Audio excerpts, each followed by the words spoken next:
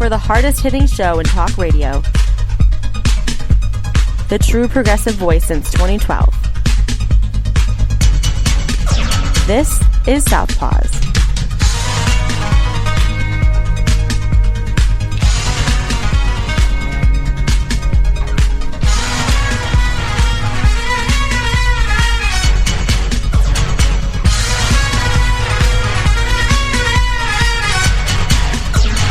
And welcome to Southpaws on the Pacifica Radio Network. We are the leaders of the revolution. My name is Darren Gibson, and I'm your co-host. My name is Jack Prince, your fellow co-host.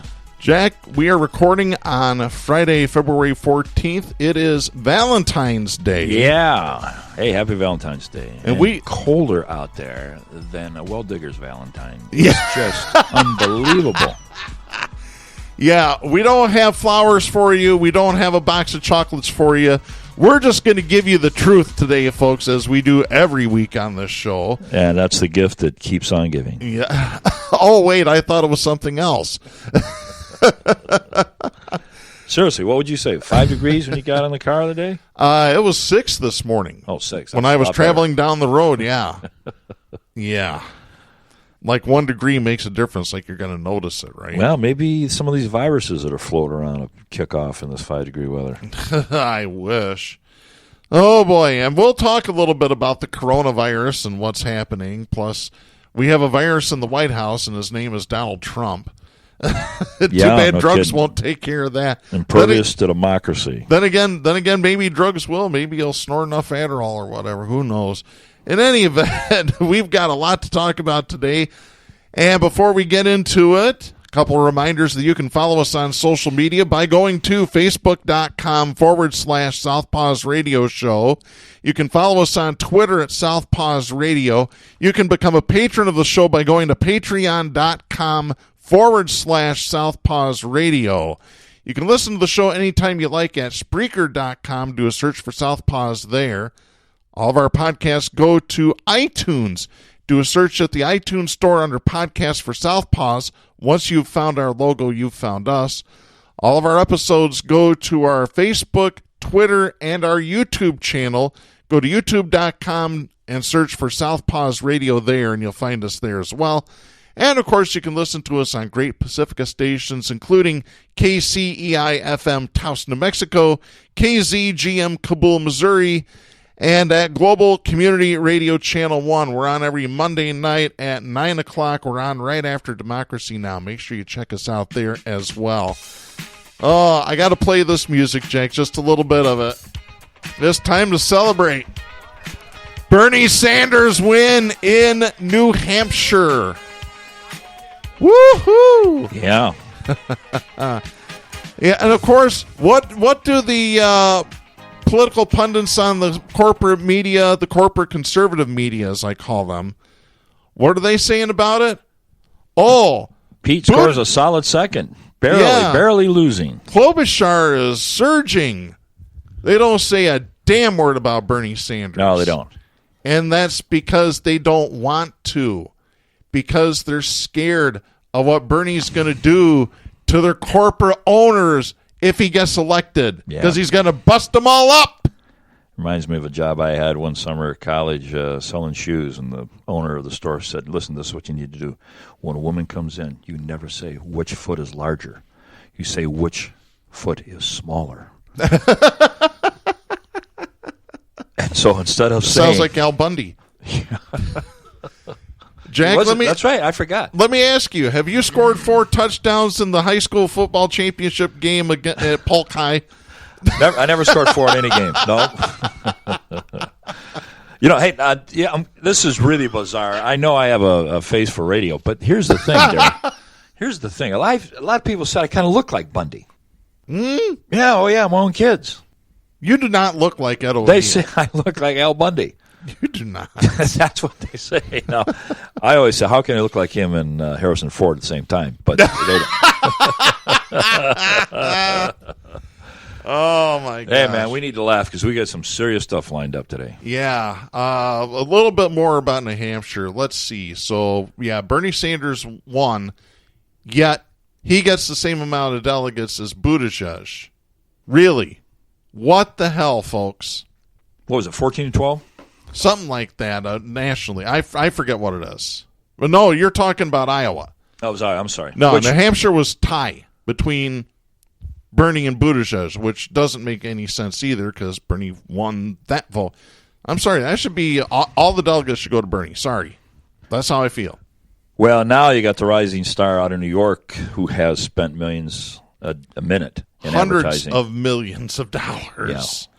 The guy who's trying to buy an election. Oh, and by the way, we got to mention, too, Warren's looking horrible. We'll get to a little bit more of Elizabeth Warren later.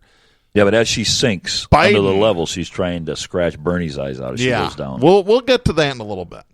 Biden, though, has got to be just down in the dumps over this. He left New Hampshire before it was even over and went to South Carolina. Well, he's hanging his hat on this statement. He said that 99.9% of all the black votes have not been registered in this primary. he may be surprised. I think Bernie's going to be him in that. I don't really have the research to say that, but he'll do much better than he did last year down in South Carolina with a black vote. Yeah. 75% of the voters in South Carolina are black. Yeah, I'm going to get all of the black people to vote for me because I just know what they're up to. Wait a second. Is that the same Biden that wrote the crime bill that Clinton pushed that caused great suffering and misery to the black population? Yeah, that's the same Biden? Yeah, that's the same Biden that wanted to stop busing. Oh, his buddies with the old Republican autocrats down there. Yeah, exactly. But he got the black vote, yeah. But yeah, we need to vote blue no matter who, Jack. No, we don't. All I know isn't Turner headed to South Carolina? Oh, Nina Turner? Yeah, she will gobble Biden up. Oh, that'd be great. We have 3 less candidates in the running, by the way. Deval Patrick has dropped out. Michael Bennet dropped out. Andrew Yang dropped out. Should help Bernie. Yang dropping out should help Bernie. I don't know about Bennet and Patrick. No. Patrick didn't even gain enough traction to get out of the driveway, let alone down the road any. And Bennett, I posted about Bennett dropping out, and one of our longtime listeners, King Chuck, says, "Who?" Let's face it, Darren. The Democratic Party has a real fight in its hands, and here's the fight. How can we stop Bernie Sanders? It's not how can we beat Trump. It's how can we stop Bernie Sanders. Yeah, that's where the money and energy is going right now. And here's how they're doing it. They're having all these candidates enter the field and water everything down so that there's a contested convention coming up in Milwaukee this summer. That's what's going to happen, folks. Well, I see that an article that says Bloomberg is quietly buying superdelegates right now. You know what else Bloomberg's trying to buy? There was a guy that posted on Twitter, and I cannot remember his name, but he worked for the Mike Gravel campaign. And then when Mike Gravel dropped out, he is now working for the Bernie Sanders campaign as a paid employee of the campaign. Bloomberg hit him up, offered him a job with the campaign, making double, I believe it was more than double, what he was making with Bernie. And the guy turned him down flat. Said, no, I'm not interested in your politics. This is my guy. Yeah. So, yeah, Bloomberg thinks he's going to buy his way out of everything, and you know what? People are dumb enough to fall for it. That's the thing. Really? I don't think there's a bigger indicator of stupidity than when people harp on Bernie being a communist. And I hear quasi-intelligent people insisting that he's a communist. You know, my generation, I'm a little behind you, Darren. My generation was the Vietnam War. Mm-hmm. And I can remember my history teacher bringing dominoes to his desk saying, here's the communist domino game. We go Laos, then we go Vietnam, and then it will go to Indonesia, and we have to stop the communist dominoes from falling. We walked out of Vietnam with our tail between our legs, and I wish I'd found my history teacher and said, hey, when does that next nation hit the domino? It didn't happen. You want to say a stupid moniker to try and denigrate a person, the most base that the Neanderthal conservatives have, or the complicit establishment Democrats is calling Bernie a communist.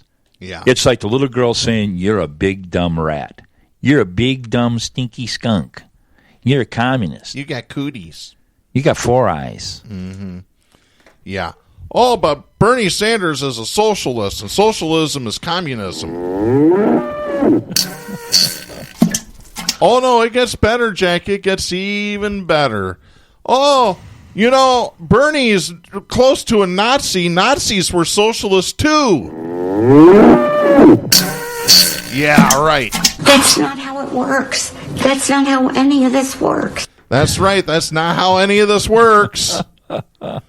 Oh, my God. People are so goddamn stupid. Yeah, I know. Wake up, people. Yeah, you know, the stupidity is really the battle. We've said it show after show. Mm-hmm. We're not battling a different party. We're battling the dark ages. We pretty much are. It's a soup of the fundamentalists mixed in, the neoliberals, the racist, the white supremacist. It's a stew that gets its heat from effing stupidity. Yeah, I'm going to read something that a friend of mine posted here. And I dragged her forward, and so did a bunch of her friends. Here, she posted this to her Facebook page. I am against socialism and will not vote for anyone that believes in it. My question to her is, what socialism are you against? Is it helping poor people? Is it helping corporations? What are you against? Yeah. What socialism are you against? One of her friends says, then you're also against current governmental subsidies, correct? And she responds, I mean, where does the government get the money to be able to create these handouts?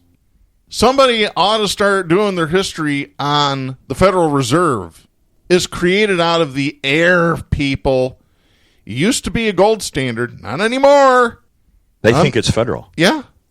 It isn't. No, it's not. It's a private, greedy bank that sells all of our money to us. We buy it all. We have to pay for it all. It shouldn't be that way. But socialism is even being attacked now by Christians. I got into a little thing on Facebook. Said, hey, read Acts 2, Acts 5. Really? Where it says that the members of the church... That's me hitting my head up against the microphone. Yeah, you go and you give unto all as they have need. That's in the book of Acts. The most pure description of socialism you'll find in any book in your house right now is in Acts 2.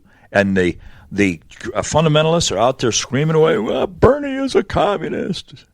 Jesus was a socialist. If there ever was a Jesus, he was a socialist that cared about, guess what? People. Speaking to power, speaking at power. Whether it was religious power or governmental power, he was a socialist who cared for the downtrodden. Remember? He who is least among us is most among us. Stick that in today's political jargon. Yeah. Let me just put it like this. If there really is such a thing as what was wrote about in the Bible, which, by the way, was a book of fiction wrote by man 2,000 years ago to control other men and all women, just telling it like it is, folks. Let me just say this. Jesus, according to the Bible, turned the tables on the money changers. He did that. It wasn't the Republicans. It was Jesus. Jesus was the one that hung out with prostitutes. Not the the Republicans do, but that's another story for another day. But anyway, what I'm trying to say is what Jack said more eloquently, and that is that Jesus hung out with the poor, tried to help the poor. Yeah, folks, I don't think you realize how absolutely diametrically opposed the conservative neoliberal philosophy is to Christianity. Mm-hmm. I'm just going to quote again. I'm not going to read it because I don't want to start reading Bible verses on this show. But in James, in the book of James, it says, woe to you, rich, for withholding fair pay to your workers, that the rich in the day of judgment will be burnt, and I can't remember the descriptive term, like grass in the air. It goes on and on about the judgment that will come against the rich. And you've got churches in every corner talking about the prosperity gospel. You've got Bush, who this week took away retirement benefits for all federal workers. Mm-hmm. To punish federal workers? And why wouldn't we? This is a guy who said, I have legal authority to do as I want. I'm not to be beholden to courts anymore. So he said that, quote, he punished them financially. Read the book of James. I dare you, fundamentalists. Read it. Let me continue this line of thought here. So this friend of my friend responds, when you say handouts, you mean the ones that bailed out banks, farmers, and Wall Street, our tax dollars? Or do you mean the ones that helped lower and middle class? She responded, all of them. A subsidy is only a temporary fix to a problem and not a very good one at that. So another friend of hers responded and said, you're right. Corporate welfare needs to be eliminated. In a true capitalist country, the banks would have been allowed to fail. He's right. He's got that right, folks. Her one friend that was responding to her wrote back and said, I have a rising suspicion that this isn't about corporate welfare. Truthfully, it's waging a conversation that might make this person look morally inept. If you're truly for a government without socialism, then you can't vote for a single person. If you're only for corporate welfare and concerned with subsidized programs that help lower-class citizens, then by this point in the comment, you have to see the moral hypocrisy. Her response, do you believe socialism will eliminate the 1% and distribute that wealth? That's her argument. It's incredible. Oh my God. I got to play it again, Jack. I have to. That's not how it works. That's not how any of this works. Really, it's the truth. Here's my warning to those against socialism. Are you ready? To you capitalist? Now listen, you rich people, weep and wail because of the misery that is coming upon you. Your wealth will rot, and moths have eaten your clothes. Your gold and silver are corroded. The corrosion will testify against you and eat your flesh like fire. You have hoarded wealth in the last days. Look at the wages you failed to pay the workers who mowed your fields. They're crying out against you. The cries of the harvesters have reached the ears of the Lord Almighty. You have lived on earth in luxury and self-indulgence, Mr. Bozos, who just bought a $165 million palace in Jeff Hollywood. Bezos. Yeah. You have fattened yourselves in the day of slaughter. You have condemned and murdered the innocent one who was not opposing you. Be patient then, middle class, brothers and sisters. I inserted middle class. Until the Lord's coming. Because he's going to come and he's going to judge the rich people. You heard it. The rich people, ladies and gentlemen. And if you think the Bible isn't socialist or that this admonition I just read to you is not against the hoarding of wealth through capitalism, which is our mantra. We can't have socialism. Are you kidding me? We've got to have capitalism. That's the American way. Well, that's fine. Go get it. But don't hold the Bible up and shake it at me and tell me God's on Trump's side or on capitalist side. Don't try it. Now, let me read her response here. She says, we are all a little morally inept at times. No one is blemish-free. But I was not given my freedom to work my ass off for what I have to share it with people who don't. This is an equal opportunity country, and even though there is massive poverty, failing businesses, and struggle doesn't make me want to hand over what little I already have that I have worked for. Sorry, I'm not sorry. Such is life, and that's the freedom of free will and choice. You want to share your wealth to change things? Work harder so you can do so. You know what? I'm going to stop right. Let me stop you for a quick second. And I'm going to say this is something I have said on Facebook. I don't know if I've said it on the show. When you shame poor people, that makes you an asshole. Yeah, that's exactly right. I think that is exactly what we just read from James 5. You have a choice to go out and to better your life through hard work, right? What's her first name? I'm not going to mention her name. Okay. I'm not going to embarrass her. I wish that I could get her into my car, drive over to Cran Avenue, where every day at 2:30, all of the students in that school who are autistic, who have their spines outside of their body, with spina bifida, and they wheel them out in the wheelchairs, wheel them out of the rooms where they've had to flip them like pancakes because they can't move all day long. They have a free will, and with that, they might be able to take the next breath. they might be able to watch the sunset. To think that they're capable of using their free will to go out and screw people like Jeff Bezos, like the ethic of capitalism, they don't have that. And we as human beings extend our hand. You got a family of 5 brothers? How many brothers and sisters do you have? 2, 1 and 1? 2 brothers. 2 brothers, okay. I had 5 children. I've lost one, unfortunately. Mm-hmm. Never once did I think one I would give more opportunity to than another. Or if one of them were to falter and have financial problems, that the other 4 children and myself wouldn't pitch in and help them out. The basis of all government, from the government, the reading I had in Western Civ, get this, the basis of all government, guess what it is? It's the family. Mm-hmm. That's the initial government. That's the cornerstone of all government is the family. And every family that you've ever walked into or noticed is socialistic. Completely and totally socialistic.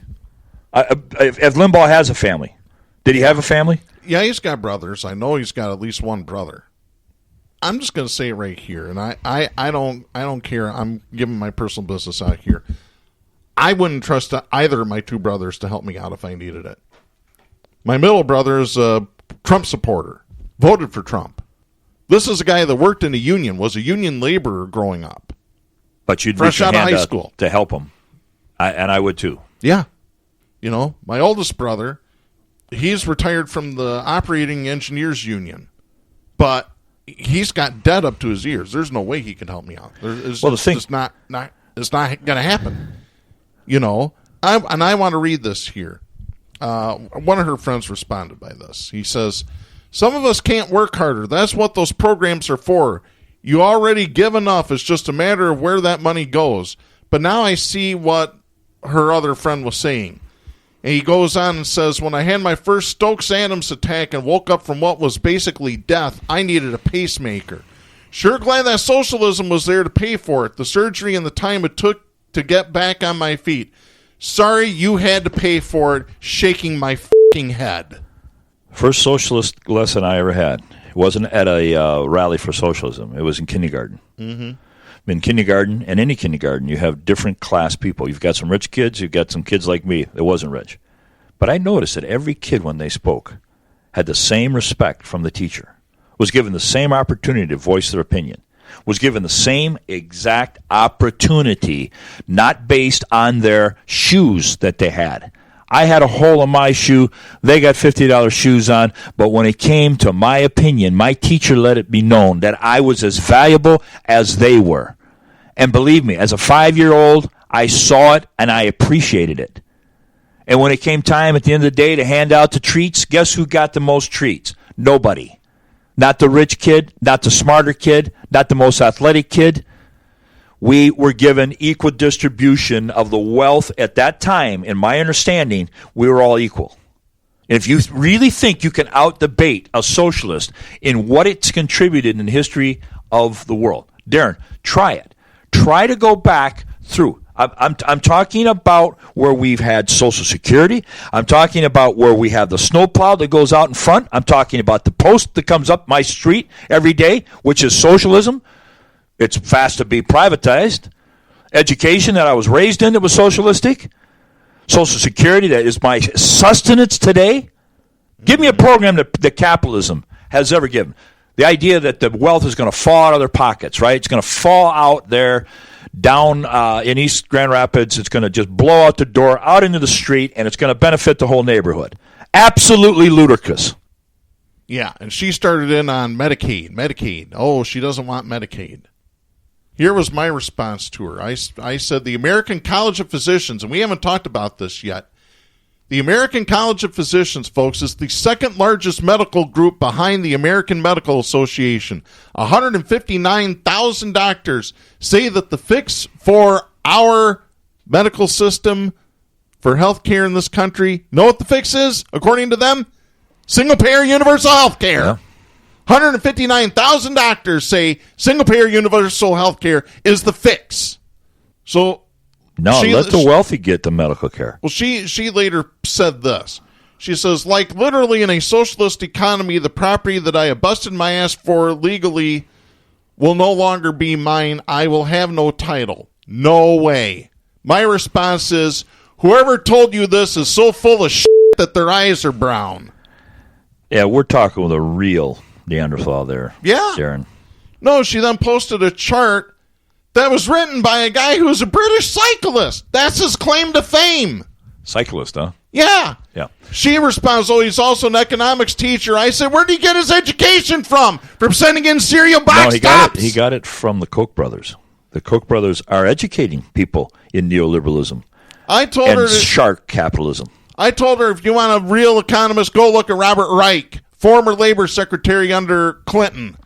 You know where his education comes from? Dartmouth, Oxford, and Yale. He is considered an expert. Well, on top of the idiocy of saying, so stupid, like, for example, that the Democrats are going to come and take your guns. You remember when the fact is the Republicans are going to come and take your Social Security and your Medicaid.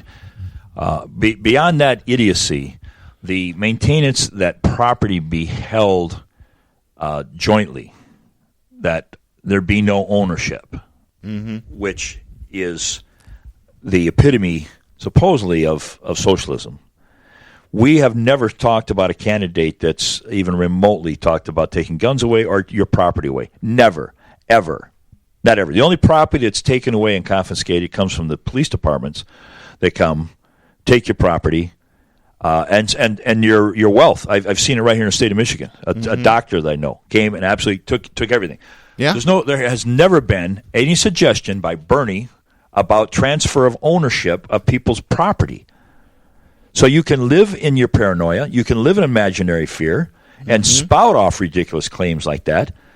You're entitled to an opinion, but you're not entitled to your facts, because the facts are void. It's never been said. The threat's never been given. No. Maybe it should be, though. Seize the means of production.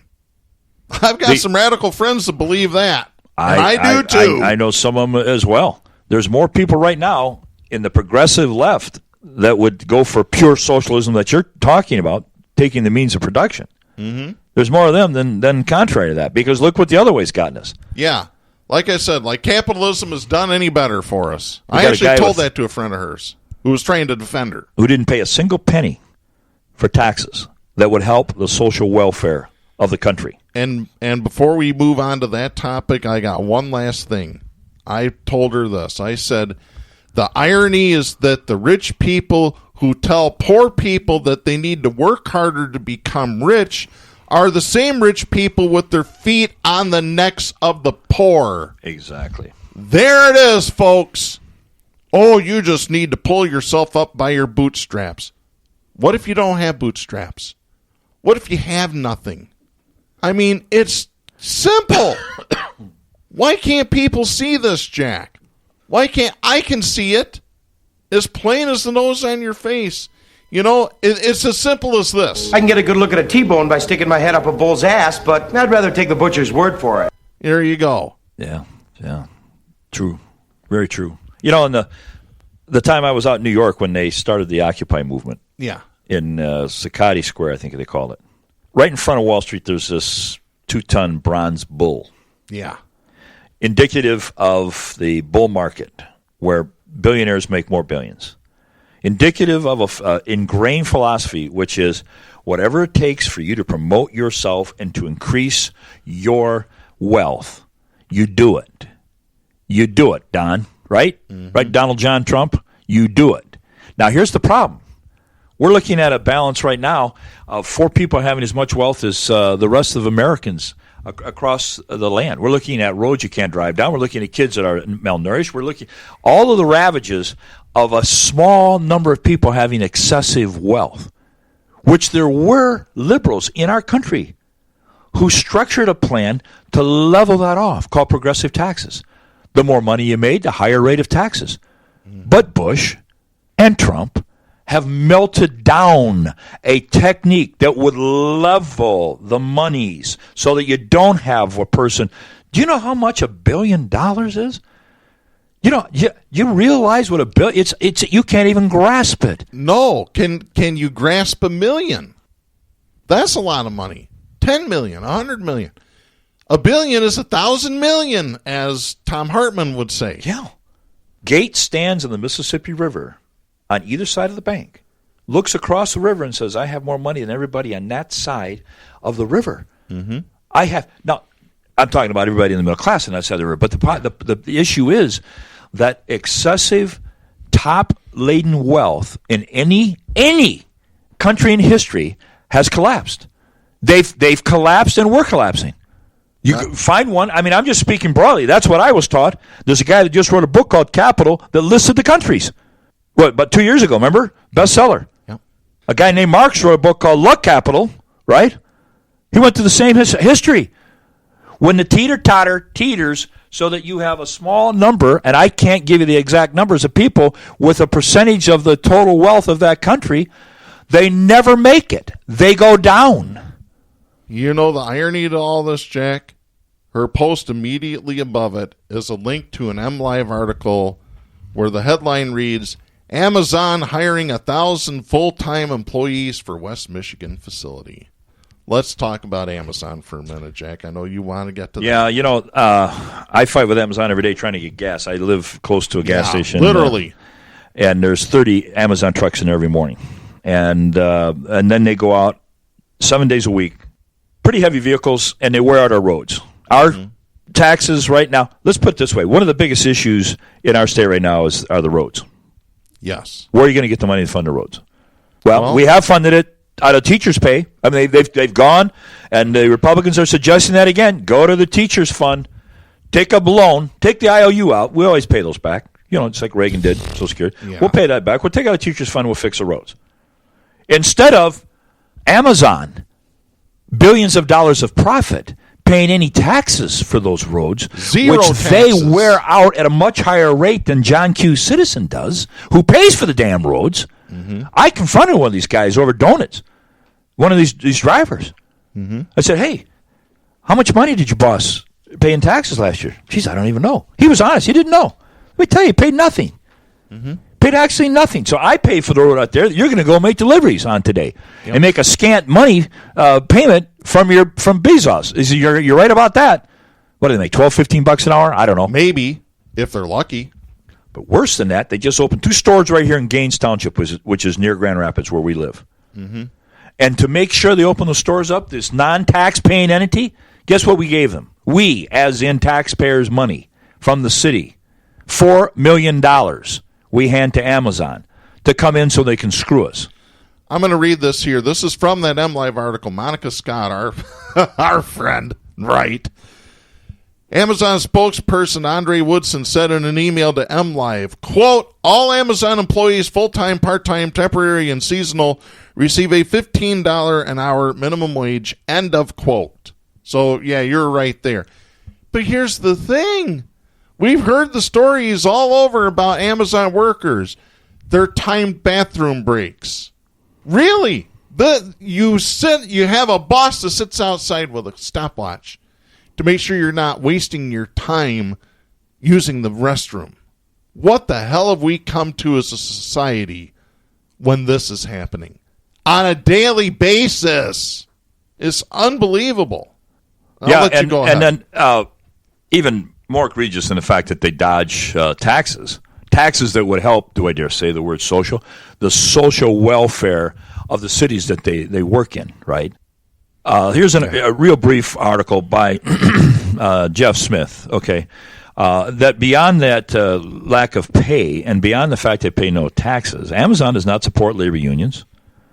As reflected in a leaked video that was sent to management without the Amazon corporate system, Amazon is owned by Bezos, the richest person on the planet, with an estimated wealth of $126 billion. And it used to be more, and then he got divorced. He makes approximately $2,489 per second, more than twice what the median U.S. worker makes in a week. In a second, he makes more than the median U.S. worker makes in a week. In 1 second, I repeat that, it's startling. More than 2 workers. Then on top of that, in a week. Now they have a web service that's the host for Planters Investigative Case Software, ICM. It's being used by Immigration and Customs Enforcement to manage their caseload and facilitate the tracking down and deportation of undocumented immigrants. Planetar, a data and analytics firm, receives tax dollars to provide these logarithms. I repeat, they receive tax dollars to government agencies, with its ICE contact being worth over $51 million. So ICE gives them, this private company, $51 million. And then this private company turns around and gives to Amazon $600,000 a month from Planetar. And the basis of that money is who, Darren? Us. Forget the roads. That's a drop in the pothole. Let me go back to this MLive article. In 2018, the Michigan Strategic Fund approved a $4 million performance-based grant to help Amazon open the new fulfillment center. So the state's giving them our tax dollars to open up this facility that they're not going to pay property tax on, they're not going to pay income tax on. They're not going to pay any taxes. They don't pay any taxes. We don't use stinking taxes. Then people wailed when we saw last night on the news that he bought a $165 million mansion with a 9-hole golf course. Out in the desert? No. In Hollywood. The old Warner estate. And they're, what a lucky guy. That's what America's all about. Yeah, I want that same dream. And do you know who he bought it from?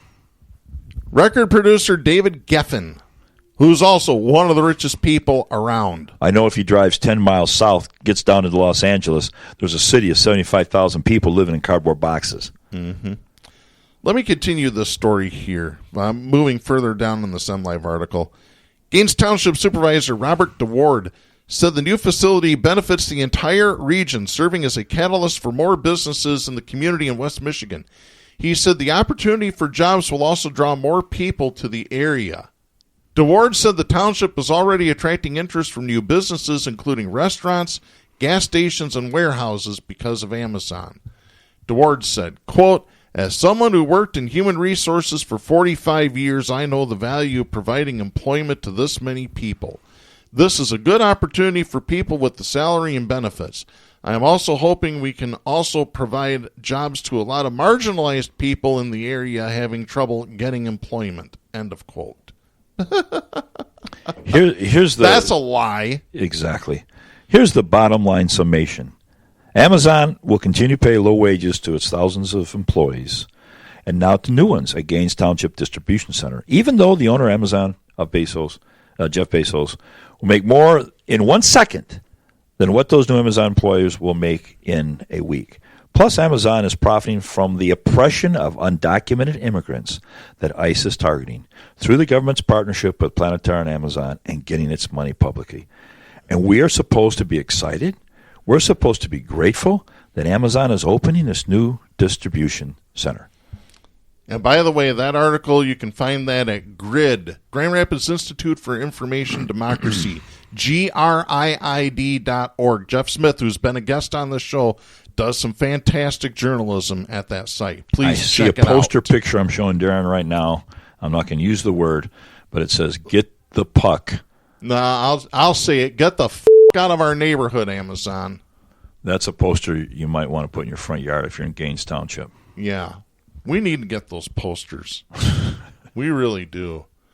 All right. I know we've got a lot more that we want to talk about. We haven't even mentioned Trump and Roger Stone and Bill Barr. Should we get into that a little bit here? Yeah, let's touch on it. I mean, it's fascism flourishing. Why not? Yeah. Roger Stone was supposed to be sentenced to 9 years in prison. That was a recommendation for lying to Congress, et cetera, et cetera. So Trump starts tweeting, "Oh, that's unfair. That's unfair. And it's a travesty. Drug dealers get more time."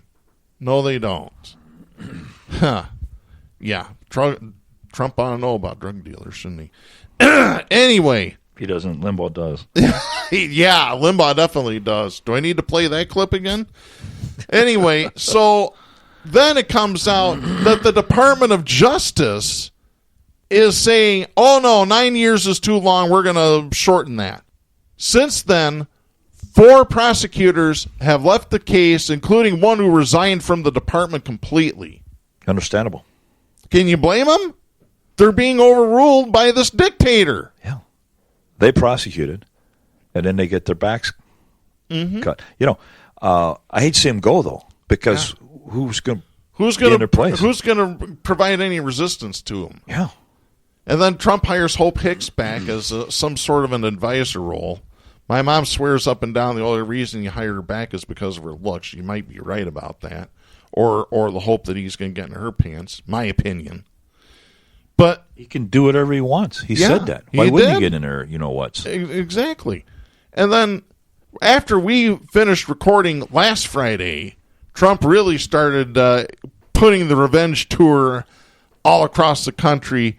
I've got this. This is Hallie Jackson and Adam Edelman writing for NBC News out of Washington. Donald Trump delivered payback last Friday to two key witnesses who testified in the House impeachment inquiry, firing Gordon Sondland, the U.S. ambassador to the European Union, and removing Lieutenant Colonel Alexander Vindman from his White House job.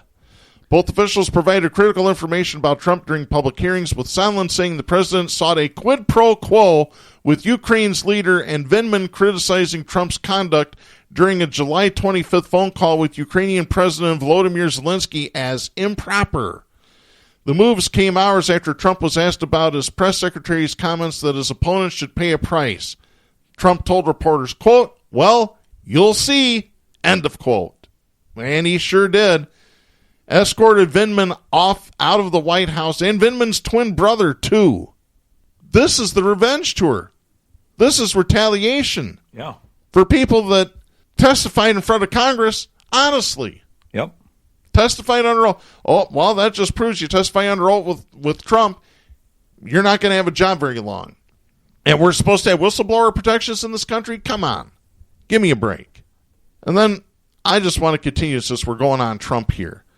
I've got this story. This is Kyle Cheney writing for Politico. Donald Trump appeared Thursday to link his administration's policies toward New York to a demand that the state drop investigations and lawsuits related to his administration as well as his personal business and finances. Hours before New York Governor Andrew Cuomo was set to meet Trump at the White House, Trump tweeted that Cuomo, quote, "must understand," end of quote, "that national security far exceeds politics." That is a reference to his administration's recent decision to halt New York's access to the global entry and other trusted traveler programs that allow New Yorkers faster border crossings and shorter airport lines. Trump continued, quote, "New York must stop all of its unnecessary lawsuits and harassment, start cleaning itself up and lowering taxes," end of quote. Well, I'm just going to stop there. New York cleaned itself up when you moved out of the state, Donnie. That's the biggest elimination of garbage they've ever had. As I've said on Facebook, sometimes the trash takes itself out. Yeah, right. Like the old joke you used to put in a bag and hope people steal it, right? Yeah. So, again, this is revenge. This is the revenge tour. Yeah, well, yeah. Oh, I'm going to get even. Yeah. Here's a headline that's kind of worrisome to me, Darren. Yeah. There needs to be a mass protest. Authoritarianism experts say time is running out for Americans to stop Trump. Yeah, where did we hear that? This is John Hadewanger writing for Business Insider, a column stated February 12th. This is deja vu all over again, right, Yogi? Mm-hmm. Because I heard that last year on a show, or last week on a show called Southpaws, emanates out of West Michigan. Yeah. Word for word before this article, the time I think we said the window was closing. Mm-hmm. See, here's the problem with fascism: when it gets a grip, and the tighter grip it gets, the more difficult it is to dislodge. There's no America across the ocean that's going to send its soldiers over here and get rid of the fascist dictator like we did in World War II. Mm-hmm. There ain't nobody there, unless there's some Martians that might intervene. If Americans are concerned that Trump and Republicans are moving the U.S. toward becoming a one-party authoritarian state, they're running out of time. Experts warn. And by the way, we're already a one-party state. We just haven't hit authoritarianism quite yet. We're almost there, though. Yeah, we're damn near there. Trump has exhibited autocratic impulses since the 2016 campaign and from the moment he entered the White House. The president has attacked virtually every democratic institution in the U.S. when he felt its actions were unfavorable to his agenda or public appearance. Meanwhile, he pushed traditional U.S. allies away while openly embracing many of the world's most repressive leaders. These trends have raised concern among top experts on authoritarianism, fascism, and democracy. But they've often said that the robust political system of the United States, with its checks and balances and constitutional norms, has prevented Trump from becoming a full-blown authoritarian. That's gone. That rubric is gone. When you got a guy, and we've read this earlier, I'm going to read it again, I'm not to be beholden to courts anymore. I have legal authority to do as I see fit. Donald Trump. Throw out the old safety net called checks and balances. We're beyond that. Barr's actions this week say there ain't no checks and balances. Yep. We do what we want, and you had better realize, I'm not going to read any more here. It gets more worrisome. You should read it, Business Insider. You should realize that the time is running out, you complacent citizens. I'll tell you what, I'll continue a little bit here. Jason Stanley, a Yale philosophy professor who wrote the book How Fascism Works, told Business Insider, quote, "The system is enabling Trump. There needs to be mass protests. The Republican Party is betraying democracy, and these are historical times. Someone has got to push back. The deeply worrying movement is when you start to become a one-party state. The Republican Party has shown that it has no interest in multi-party democracy. They are much more concerned with power, with consolidating power." End of quote. Stanley said recent actions by Republicans and Trump were, quote, "straight from the literature on authoritarianism," end of quote. This is an expert saying this. Oh, exactly.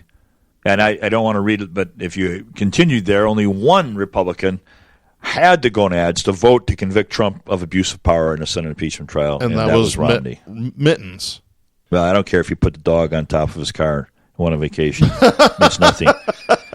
He could have been like Chevy Chase. I forgot all about that. We talked about that. Well, you remember Chevy Chase had the chain, the empty chain? Yeah. I don't care if he had the empty chain. As horrific as that is, I don't want to make light of that. This guy did what it's going to take. That's to stand up to this guy and not be afraid. Let me read this. Cass Muddy, a political scientist at the University of Georgia who's an expert on populism, extremism, and democracy, said this, quote, "From the moment he entered the Republican primary in 2015 to his impeachment 5 years later, Donald Trump has ignored advice to moderate and change, and in his view, which is largely correct, won. He has tested the boundaries of people and institutions several times and found them to be bendable and weak. There's absolutely no reason for him to stop pushing. It goes against both his personality and his experience." He's never done it. That's been his mode all along, his entire life. He added this, quote, "Note that Trump has not changed the institutions, so the powers are still there. This is all about the courage and willingness of Republicans to stand up for the rule of law and to the president," end of quote. And they're not. They're not. Since his acquittal, he immediately ousted two of the key impeachment witnesses, Colonel Alexander Vindman, a decorated Iraq war veteran, and Gordon Sondland, a Republican donor.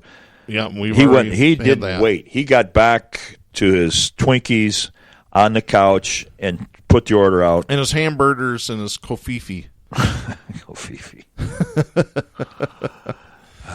No, people need to wake up to this. As we said last week, as we've said for years now, the alarm's ringing. Don't hit the snooze. It's time to wake up. Yeah, because you may not care about this stone. You may not care if this crook, this bum, gets off with a lesser sentence, orchestrated by longtime GOP strategist whose name is Barr. That may not bother you. But if you don't think the capital they're spending on these kinds of egregious refusals to obey the will of a court mean anything, just wait until they come for your Social Security. I'm going to tell you straight up, it's in their game plan now. They've got the momentum and the initiative to get it. Social Security, Medicare, Medicaid. He's coming for all of it, folks. And speaking of which, I want to read this story. And this is by Kate Willett, writing for Elle magazine. This is dated February 7th. Folks, I'm going to warn you. You might want to get the box of tissues before you hear this. Here it goes. "I didn't expect a stupid internet fight to alter the course of my life, but in 2016, a lot of my relationships were being torn apart by one man, Bernie Sanders. Politically, I was more liberal than Hillary Clinton, and yet the way people, especially men, talked about her hit a nerve. As a female comic, I was often held to a higher standard than my male peers. My ambition was regarded with disdain and my competence with skepticism. I identified with what I imagined Clinton's life had been like and felt compelled to defend her. In the end, I begrudgingly voted for Bernie in an effort to push Hillary to the left. Still, I hated how much he yelled, at a woman no less, and I hated his online supporters. I was sick of being told not to vote with my vagina by dudes who have issues with their moms. The internet felt like a battleground of socialism versus feminism. 2 years later, Jake, a comic I had never met in real life, tweeted a joke about Clinton that I thought was sexist. Still scarred from 2016, I told him off. Our argument escalated quickly, and we agreed there was, quote, no reason to ever communicate in the future, end of quote. Bernie bros, man. There was one good thing to come out of the experience, though. Getting to know Raghav, a thoughtful comic I loved talking to at comedy shows. We had occasionally messaged about politics, so it didn't surprise me to see him liking my tweets arguing with Jake, although I didn't know at the time that they hosted a political podcast together. When Raghav asked me to meet for tacos a week later, I assumed it was an act of diplomacy on his co-host's behalf. When he told me he wanted to kiss me, I learned it was a date. He was incredibly cute, the smartest person I'd ever met, and pretty soon I found myself relitigating the 2016 primary in my bedroom with my Bernie bro boyfriend. Despite being a feminist, I spent years secretly feeling that I'd always have to tone down my opinions and hide my strengths to avoid scaring a guy off. But Raghav wasn't scared of my talents and passion. He loved me for them. We both had hard childhoods, felt like outcasts in school, and made parties weird talking about politics. We laughed together at comedy shows, then came home and laughed harder about the most f***ed up things that ever happened to us. He hated anyone who was mean to me. When we said I love you 3 weeks in, we meant it. Then last winter, Raghav slid into a deep depression. He had had depression for some time, but was managing it with Lexapro. Although Raghav's day job didn't give him insurance, a former doctor continued to call in his prescription, a fix he knew wouldn't last forever. When the side effects of the medication became overwhelming, Raghav went off it, and when his depression worsened, he tried self-medicating with Zoloft he got from a friend. It didn't work. He couldn't afford to see a psychiatrist. Talk therapy was too expensive, and although his friends and I offered to help with the cost, he understandably wanted to handle it himself. Many days Raghav slept until 5 p.m. Every day I scrambled and failed to find ways to cheer him up. His depression made him angry. Our political debate stopped feeling flirty and started to hurt. We broke up, got back together, and broke up again. One of the biggest arguments we ever had was about Medicare for all. Although I didn't have insurance, I believed that with tweaks to Obamacare, our problems could be solved. But Raghav believed true Medicare for all, health care that was free at the point of service with everyone automatically enrolled, was a life or death issue. It turned out he was right. 6 months after we said I love you, Raghav was dead. I was told his death was an accident, self-medicating gone wrong. When the pills weren't working, Raghav drank in an effort to numb his inescapable pain. I'm convinced he'd still be here if he had health insurance to get the care he needed. At his funeral, I finally met Jake, the Bernie bro I swore I'd never speak to. About 45,000 people in the United States die every year from not having insurance. Sometimes the causes are obvious, a lack of insulin or a cancerous tumor that goes unchecked. But there are also more insidious, cumulative circumstances that led to the same conclusion. One morning, Raghav didn't wake up, and he never would again. After his death, I was steeped in a kind of pain I didn't know was possible. Heavy, consuming, shattering. I finally understood how Raghav felt all the time. I got into secular Buddhism, muted happy couples on Instagram. I painted my room teal and decorated, trying to make it look like a place I could one day, have sex again. I stormed out on a friend who suggested Raghav died because of astrology. The only thing that really helped was trying to better understand Raghav's politics. I followed the journalist he followed on Twitter and read his favorite political authors. I retraced his steps to understand how he'd make sense of a tragedy like this. I didn't grieve alone. Raghav's Bernie bro friends were not a bunch of sexists after all. Some were socialist feminist women. Some were great guys. In the months that followed Raghav's death, they made sure I ate and didn't isolate myself. We've since stayed up till 3 a.m. working on jokes and talking a lot about Bernie Sanders. This weekend, all of us, including Jake, are heading into Hampshire to canvass for Bernie, the only 2020 candidate who unequivocally supports Medicare for all. I'm one of the bros now, I guess. I recently went out to lunch with a friend I used to hate on Sanders with in 2016. She's supporting Joe Biden now, whose health care plan would leave 10 million people uninsured. As well as I could, I attempted to persuade her any other candidate's plan means people will keep dying preventable deaths, but I don't think she was convinced. I tried not to get too mad, because before it hit home for me, I couldn't fully grasp the reality either. I used to think supporting Sanders would also somehow make me less of a feminist. Now I know that couldn't be further from the truth. My feminism needs to fight for women who don't have $500 a month to spend on health insurance premiums, for single moms working 3 part-time jobs and still not making ends meet, for women who can't leave an abusive marriage because her insurance is tied to her husband's job. In 2016, I thought Bernie was prioritizing economic issues over women's issues. Now I understand that they're connected.